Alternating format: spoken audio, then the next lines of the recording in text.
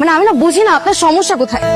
বলছি না, ও খুব রাগ করবে, কথা বলতে চায় না। মা ও বাড়িতে, তুমি আমাকে বলবা না যে ও আসছে? ও না বললে কি তুমি ওর কথা শুনবা? তুমি আমাকে একটু বললে কি হয়? তোমার এক্স ওয়াইফের মা আমাকে কার সাথে কথা বলাতে চেয়েছে তুমি জানো বাবা? কার সঙ্গে? তোমার এক্স ওয়াইফের সাথে। মানে ওটা সাহস হয় কি করেছে আমাকে তোমার এক্স ওয়াইফের সাথে কথা বলাতে দেবে? আমি কিচ্ছু জানি না বাবা। আমি এই মুহূর্তে এই বাড়ি ছেড়ে চলে আসবো। আমি এক মুহূর্ত এখানে থাকবো না। তোর থাকতে ইচ্ছে না হলে কাউকে কিচ্ছু বলার দরকার নেই, জাস্ট চলে আয়।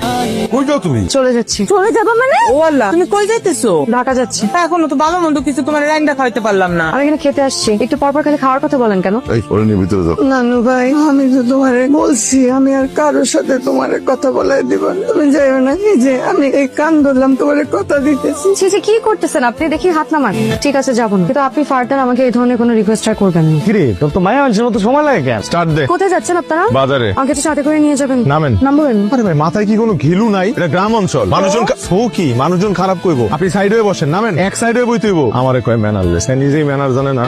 বিল দিয়ে দিছি। আপনি বিল দিলেন কেন? দিলাম আর কি, আপনি আমাকে বাড়ির মেহমান, তাছাড়া আমি যার নাতি, আপনি তার বান্ধবীর নাতনি, একটা ব্যাপার আছে না? আপনি কিন্তু বোমটা আছেন। চুরি! Thank you!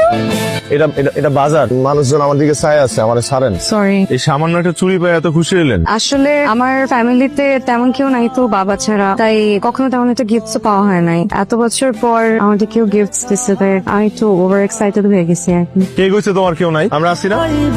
তুমি কই ফালাইছি না?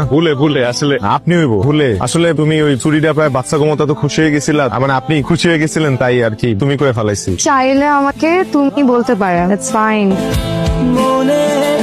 আরে একদম অন্যরকম সুন্দর লাগতেছে, মাশাআল্লাহ, তাই না ইকবাল? কিন্তু তুমি এই জামা পাইছো কোথায়? উনি কিনে দিয়েছে। ইকবাল কি কিনছে? এত বড় কিনছে কোথায়? আমার জন্য তো একটা শাড়ি আনলি না। আচ্ছা পিঠা নিতে আসো।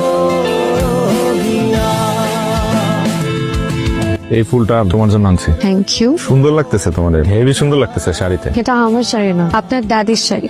আপনারা সবাই খুব ভালো। ওরে বাবা, চাঁদ আজকে কোন দিক দিয়ে উঠছে? চাঁদ যেই দিকে ওঠে সেই দিকেই উঠেছে। আপনারা আসলে খুব ভালো। ধন্যবাদ, মিস করবো তোমারে, তুমি চলে গেলে। বলতে একটু এম্বারেস লাগছে, কিন্তু আমি চলে গেলে আমি আপনাদেরকে অনেক মিস করবো। ও আর সরি, হ্যাঁ প্রথম দিন তোমার লগে জ্ঞানজাম দিয়ে শুরু করছি, কিছু মনে করো না। আমিও সরি। আসলে আমি এই বাড়িতে প্রথমে আসতেই চাইনি, এই কারণে এতদিন এই বাড়িতে কাউকে সহ্য করতে পারছিলাম না। কিন্তু আপনার ফুপু মানুষটা না খুব অদ্ভুত। অদ্ভুত? হ্যাঁ, এই যে বাড়ির সবার প্রতি এত টান, এত মায়া। আমার ফুপু আমাদের খুব ভালোবাসে, আমার নিজের মায়ের চেয়ে তো বেশি। আমার এই হাতের তালুতে বড় করছে, মানুষ করছে। কিন্তু আমার ফুপুর জীবনে অনেক কষ্ট। কষ্ট কেন? কষ্ট হইব না? তার যখন সন্তান মারা গেছে, তার হাজবেন্ড তারে ছাইড়ে চলে গেছে, আজ পর্যন্ত তার একটা বারের জন্য দেখতেও আসে নাই। আশ্চর্য, এত ভালো মানুষকেও পৃথিবীতে কেউ ত্যাগ করতে পারে? পারে, কিছু খারাপ মানুষ পারে। ও আমার আরেকটা ফুপু আছে, আমেরিকাতে থাকে।